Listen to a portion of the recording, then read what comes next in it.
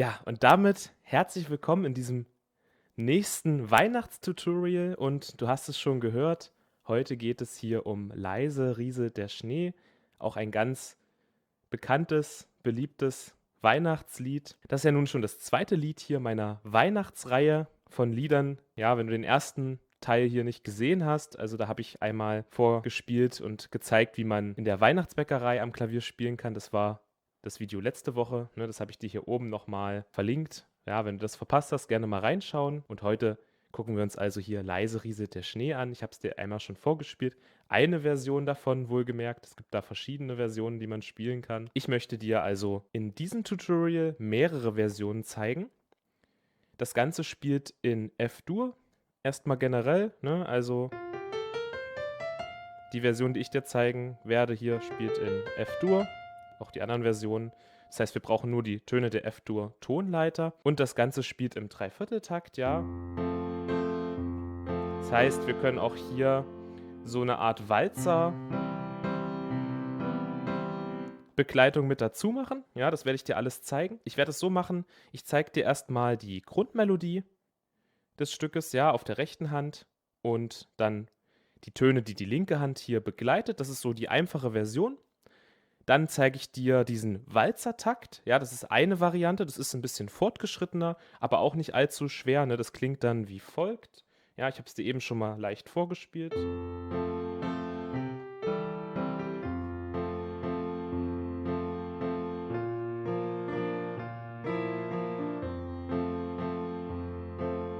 Ja, das ist so diese zweite Variante, die ich dir zeigen werde. Und die dritte Variante ist das, was ich dir jetzt am Anfang schon mal so vorgespielt habe, ne? Die ist auch wirklich, wirklich sehr, sehr schön, ja. Das ist diese hier.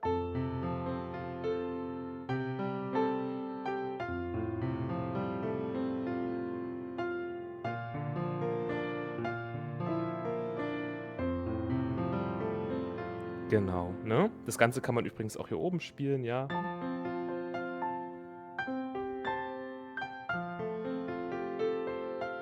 Klingt, finde ich, hier oben noch ein bisschen schöner. Es klingt noch mehr nach diesen Schneeflocken, so nach „Leise rieselt der Schnee", ne? Ich werde es dir aber erst mal hier unten zeigen in jeder Version. Ähm, in welcher Oktave du das dann spielst, ist ja sowieso dir überlassen. Aber ich finde es hier oben auch sehr, sehr schön, ne? Hier unten ist auch gut, aber hier oben finde ich es eigentlich auch noch schöner. Ja, und weil das Ganze ein bisschen viel ist, das ist dann die zweite Variante, werde ich das in 2 Parts aufteilen. Ja, im letzten Video wurde mir gesagt, dass es ein bisschen chaotisch war. Vielleicht war es auch ein bisschen viel auf einmal.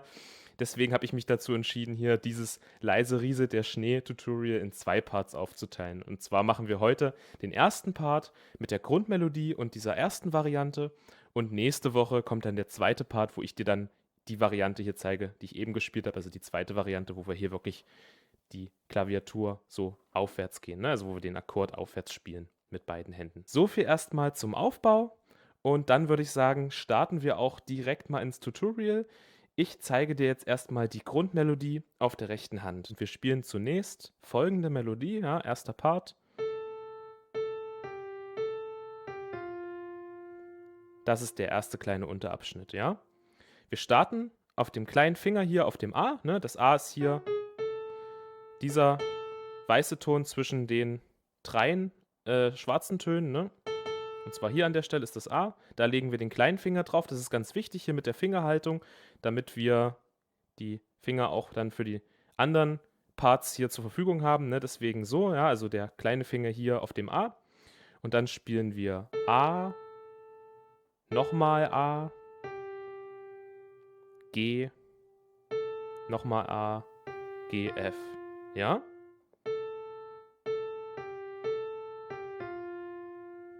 Das ist hier die Melodie. Auch in diesem Rhythmus, ne? Ganz wichtig bei allen Sachen, die ich dir hier zeige, ja, immer im Rhythmus bleiben, damit wir später hier nicht auch mit der linken Hand irgendwie durcheinander kommen, ne? Das ist ganz wichtig. Ich denke mal, du solltest „Leise rieselt der Schnee" kennen, ne? Also, den Rhythmus solltest du an sich im Kopf haben. Trotzdem noch mal hier der Hinweis, immer schön auf den Rhythmus achten, ne? Und auch ganz wichtig, wir müssen zwischen den Abschnitten Pausen machen, weil wir hier in diesem Walzertakt sind. Also, wir spielen 1, 2, 3, 1, 2, 3 und dann geht's weiter.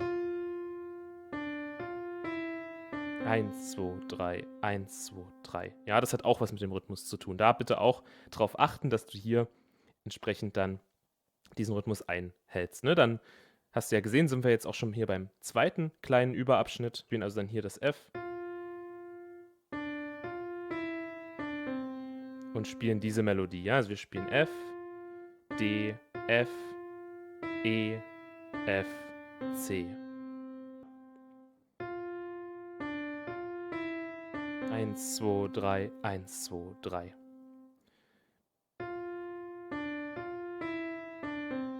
Und hier auch mit der Fingerhaltung. Mittelfinger spielt das F, Zeigefinger spielt das E, Daumen spielt das D und dann müssen wir hier, weil wir ja keine Finger mehr zur Verfügung haben, übersetzen. Ne? Also mit dem Zeigefinger hier dann das C spielen. 1, 2, 3, 1, 2, 3. Nochmal beide Abschnitte zusammen. Wir starten hier beim A. 1, 2, 3, 1, 2, 3 und der zweite Abschnitt. 1, 2, 3, 1, 2, 3. Dann geht's weiter. Dann springen wir hier rüber zum G und zwar am besten mit dem Ringfinger und spielen diese Melodie. Ne? Warum mit dem Ringfinger? Damit wir müssen ja hier zum B gehen, mit dem kleinen Finger zum B kommen. Also spielen G, Ges, G, B, A, G, F. Und dann auch wieder hier liegen bleiben, ne? Auf den Rhythmus achten. 1, 2, 3, 1, 2, 3 und dann kommt der nächste Abschnitt. Also nochmal, Ringfinger aufs G, G, Ges, G, B, A, G, F. 2, 3, 1, 2, 3. 2, 3, 1, 2, 3 und dann der letzte Abschnitt ist dieser hier. Ja? Also, ja, wir waren jetzt hier und dann spielen wir also hier das G, gehen hier mit dem Daumen runter, ja, also hier ein bisschen mitbewegen mit dem Daumen auf das D, zweimal E, D, E, F. Und das ist schon die Grundmelodie.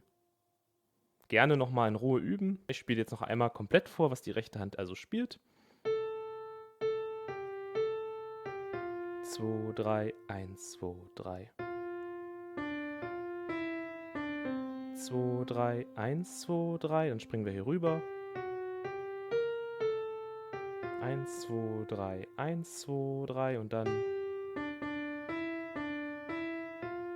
2, 3, 1, 2, 3. Und das war's schon. Wenn du das hier erstmal soweit kannst, dann kannst du im Prinzip schon die komplette Melodie von Leise rieselt der Schnee spielen. Also du siehst hier gar nicht so schwer. Ja, also das ist hier schon die Melodie. Und jetzt zeige ich dir mal die einfachste Version in der linken Hand. Und zwar spielen wir jetzt erstmal den Grundton immer hier einfach mit.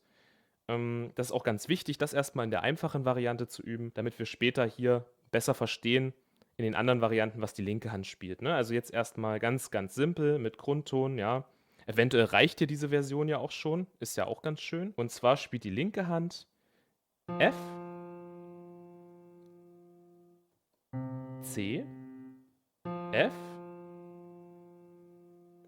dann B, wieder F, A, D, E, C, F. Okay, ich denke, es ist einfacher, hier das gleich mal mit dazu zu nehmen, wenn wir spielen. So schwer ist es ja nicht, wenn wir den Grundton hier mitspielen. Also wir fangen an mit F. Zweimal. Dann springen wir zum C. Und dann wieder F. Das wäre der erste kleine Unterabschnitt. Ne? Also F, C, F. Spielt die linke Hand mit der rechten Hand zusammen. Zusammen. Zweimal. Und dann, wenn wir hier auf dem G landen, landen wir hier auf dem C. Rechte Hand spielt alleine, alleine und dann spielt hier das F mit.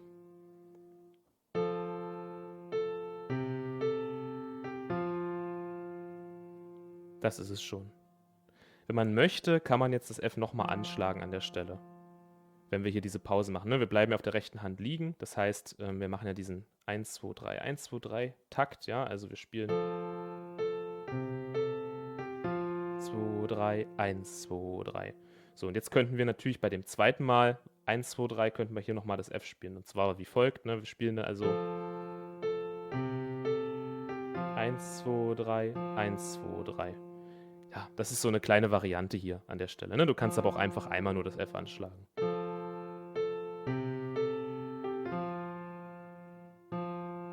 Finde ich, klingt gar nicht so schlecht. Dann geht's weiter. Jetzt spielen wir das B. Und wieder das F.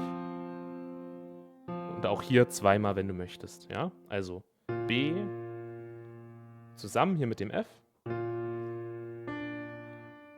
Dann nochmal zusammen, ja, wenn wir wieder beim F sind. Alleine, alleine, F. Ja?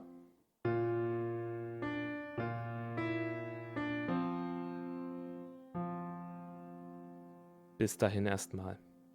Beide Abschnitte mal zusammen.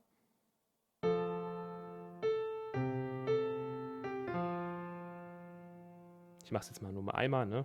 Wie du willst. Kannst auch zweimal spielen.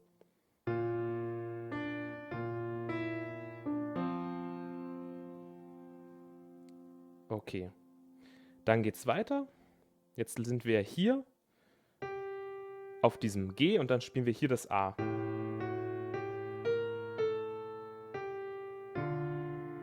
Das ist der zweite Abschnitt.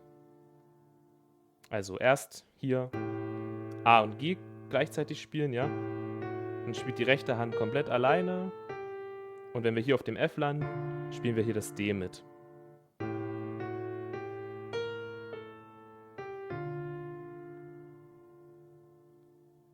Ich denke mal, das ist nicht allzu schwer. Und dann, letzter Abschnitt. Wir springen hier wieder auf das G und spielen jetzt aber auch hier das G mit.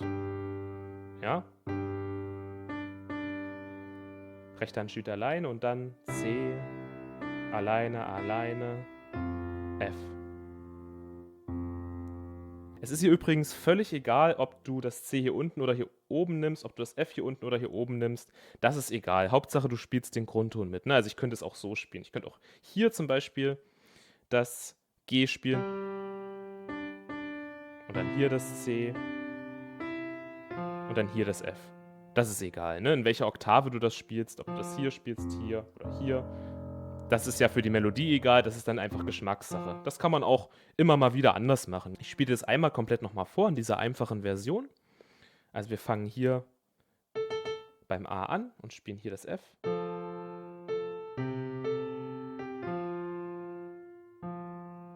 geht's weiter. B, nochmal B, F. Wir springen zum G und hier zum, ja, beziehungsweise hier unten zum A und D und dann hier das G und das G, C, F. Okay.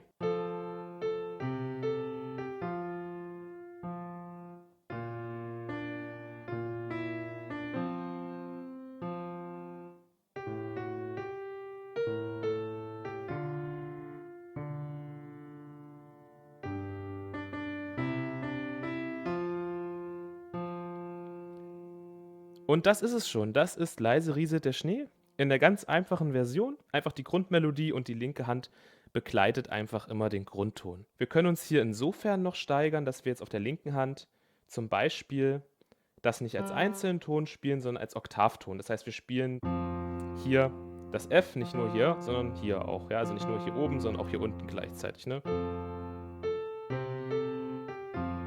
Und das auch mit dem C. Ne? Das muss man natürlich üben, dass man hier diese Oktavsprünge hinkriegt. Ne? Also wir spielen es einfach auch gleichzeitig hier unten. Ja, dasselbe können wir übrigens auf der rechten Hand machen. Ne? Können wir auch machen. Ja? Wir können es auch so spielen. Geht auch. ist mir aber dann schon wieder ein bisschen zu fett, ja, wenn man wirklich beides hier in der Oktave spielt. Es soll ja auch so eine kleine, gemütliche Melodie sein und irgendwie ist mir das für leise rieselt der Schnee ein bisschen zu fett, das hier in Oktaven alles beides zu spielen. Da muss man einfach ein Gefühl für kriegen. Aber das wäre jetzt so eine kleine Variante hier an der Stelle noch. Und jetzt zeige ich dir in diesem Video noch den Walzertakt. Walzertakt geht wie folgt. Die rechte Hand bleibt komplett gleich. Das müssen wir jetzt nicht nochmal üben. Auf der linken Hand spielen wir jetzt die linke Hand im Akkord. Das heißt, wir spielen die Töne nicht mehr einzeln, also hier das F einzeln, sondern spielen das F im Akkord. Ne? Das ist ein Akkord, ja. Das heißt, ein Dreiklang von Tönen, ja. Das heißt, wir spielen F, A, C. Ja, das ist der F-Dur-Akkord. So, und dann schlagen wir das wie folgt an. Wir spielen F, F, F, ja. Und das ist natürlich was, das muss man auch üben, diesen Sprung zu machen, ja. Also, wo wir eben hier das F einzeln gespielt haben. Ja, und dann das C einzeln spielen wir jetzt.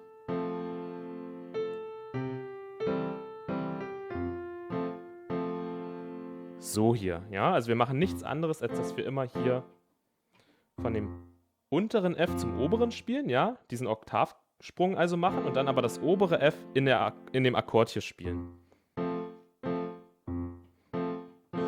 Das muss man einfach üben, hier diesen Sprung, ja. Das ist vielleicht was, das man erstmal trainieren sollte.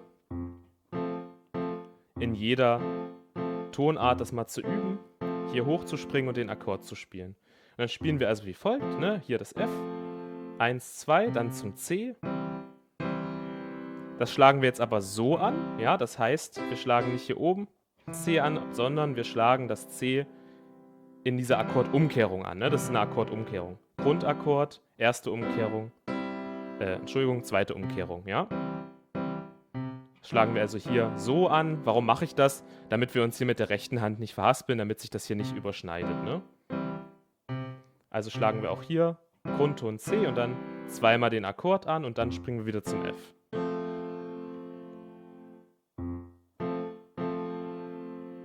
Okay? Also wir spielen F, 1, 2, C, 1, 2, F, 1, 2. Immer mit der rechten Hand zusammen.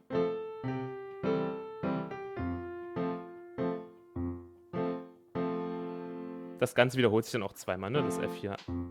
Also 1, 2. Das machen wir immer dann natürlich, wenn wir hier mit der rechten Hand ja an diesem Takt liegen bleiben, ne? Mit diesem 1, 2, 3, 1, 2, 3. Ja, das ist also der erste Teil hier. Ich spiele es dir mal langsam vor. Also F, gleichzeitig natürlich mit der rechten Hand. Alleine, zusammen, zusammen, zusammen, alleine, alleine, rechte Hand und dann zusammen. Und linke Hand alleine. Nochmal ganz langsam.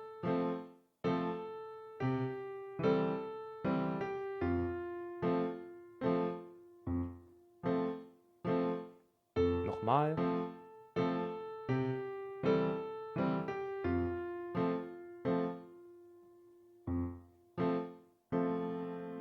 Okay.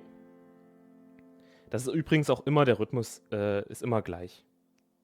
Der bleibt auch bei den anderen Akkorden gleich. Das heißt, wenn du es hier einmal hinkriegst, das so mit der rechten Hand zusammenzuspielen mit C und F hier am Anfang, dann wirst du es auch mit den anderen Akkorden hier ganz einfach schaffen. Jetzt geht es hier oben auf dem B weiter. Dann spielen wir genau auch hier B und spielen hier das B-Dur, ne? Also das ist B-Dur, aber wir spielen jetzt hier der Einfachheit halber nur diese zwei Töne mit, also das F und das B.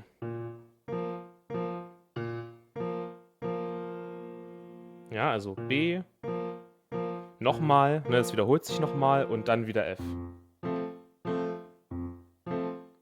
Das ist jetzt hier der nächste Überabschnitt, den die linke Hand spielt. Ja, also B, 1, 2, B, 1, 2, F, 1, 2, F, 1, 2. Okay, also hier das F und das B, ja?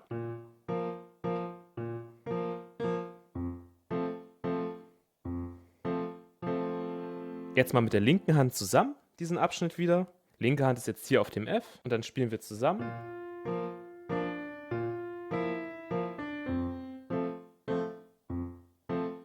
Siehst, hier müssen wir dann natürlich vom C runtergehen mit der rechten Hand, damit ich hier die linke Hand spielen kann. Da sagst du dir jetzt vielleicht, okay, dann ist aber der Ton ja weg. Du musst immer bedenken, im Endeffekt spielen wir das natürlich mit dem Haltepedal zusammen. Ja, da würde es dann so klingen.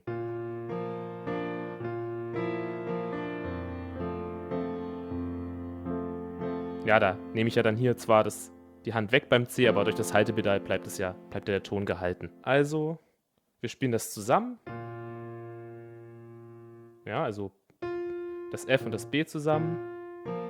Alleine, zusammen, zusammen, zusammen, alleine linke Hand und dann rechte Hand alleine und zusammen mit dem F und dem C. Und die linke Hand wieder alleine. Nochmal.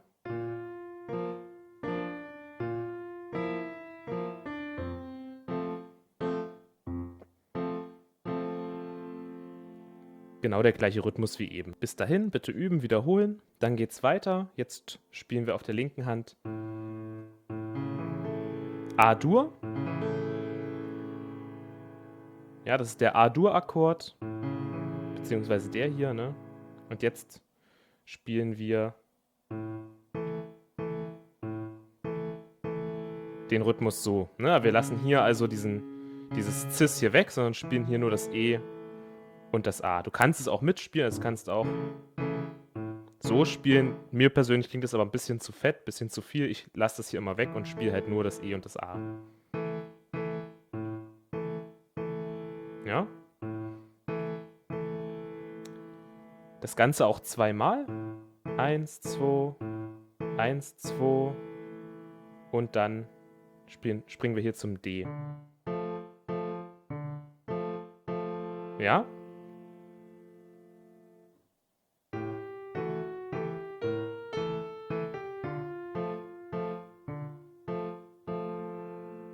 So klingt das dann, wenn beide Hände zusammenspielen. Also, wir sind hier auf dem G und hier auf dem A und dann spielen wir G, zusammen, zusammen, zusammen, zusammen, alleine, rechte Hand alleine und dann wieder beide Hände zusammen, aber hier dann auf dem D und linke Hand alleine. Okay, nochmal langsam.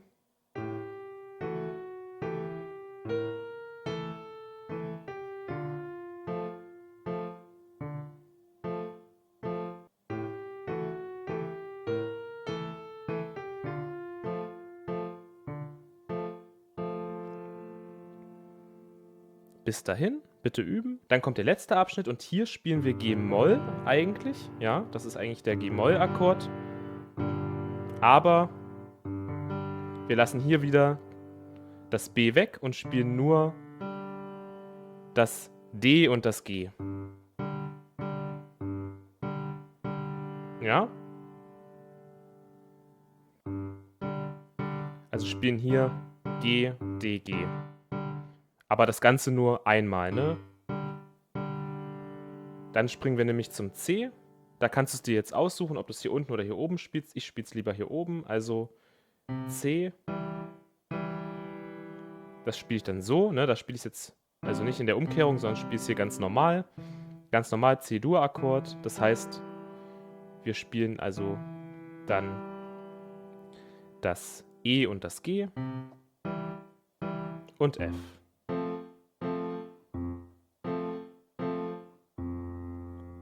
Und dann haben wir es schon. Ne? Also wir spielen G, C, F. Und nochmal F. Und dann kann man hier unten zum Abschluss nochmal auf dem F enden oder so. Ne? Das jetzt nochmal mit der rechten Hand zusammen. Rechte Hand ist auf dem G, linke Hand ist auch auf dem G und dann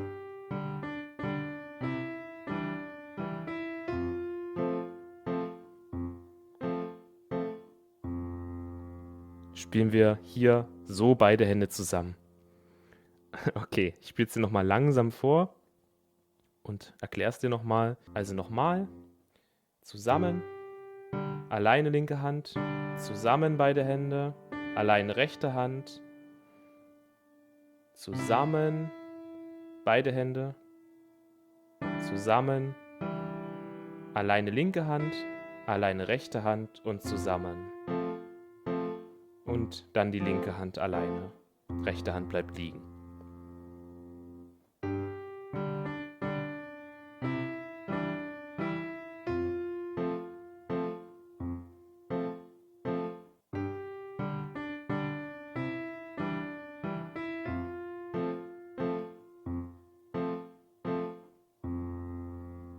Und das ist es schon.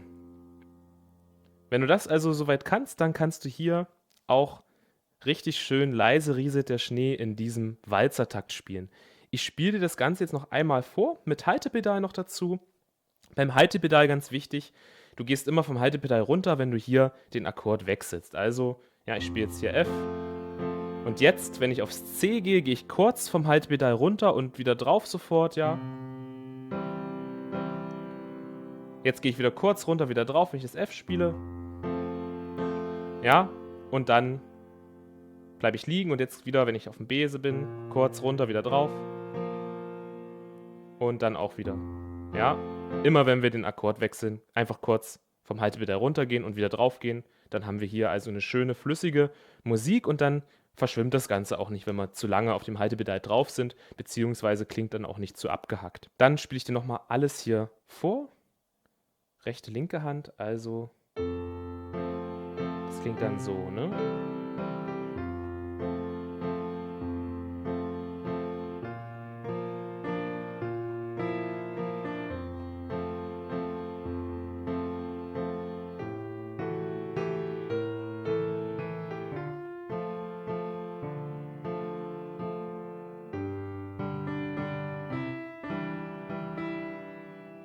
Und F. Und das ist es schon. Und jetzt steht sie natürlich frei, das hier auch oben zu spielen, ne?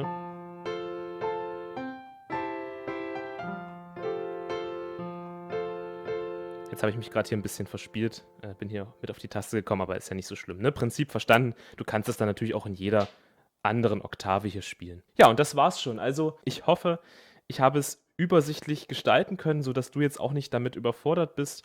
Geh einfach alles Schritt für Schritt durch. Lern erst mal diese Grundmelodie, diese einfache Version, wo du wirklich nur den Grundton in der linken Hand mitspielst. Dann weißt du auch schon mal, was die Töne sind, die du auf der linken Hand brauchst. Und dann kannst du mal diesen Walzertakt üben. Und im nächsten Video, ja, gucken wir uns dann also diesen Part hier an.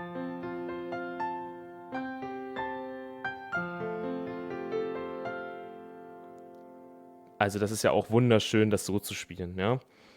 Da spielt die rechte Hand noch ein bisschen anders, weil du siehst ja, geht die rechte Hand nur noch mit der linken Hand ja aufwärts mit, ne? Aber das gucken wir uns im nächsten Part nächste Woche an. Jetzt erstmal viel Spaß hier beim Üben dieses Partes und wir sehen uns dann nächste Woche im Part 2 von Leise rieselt der Schnee, wo ich dir dann noch die zweite Variante vorstellen werde. Immer schön dranbleiben und ich wünsche dir eine wunderschöne Vorweihnachtszeit. Ich hoffe, wir sehen uns im nächsten Video wieder. Bis dahin.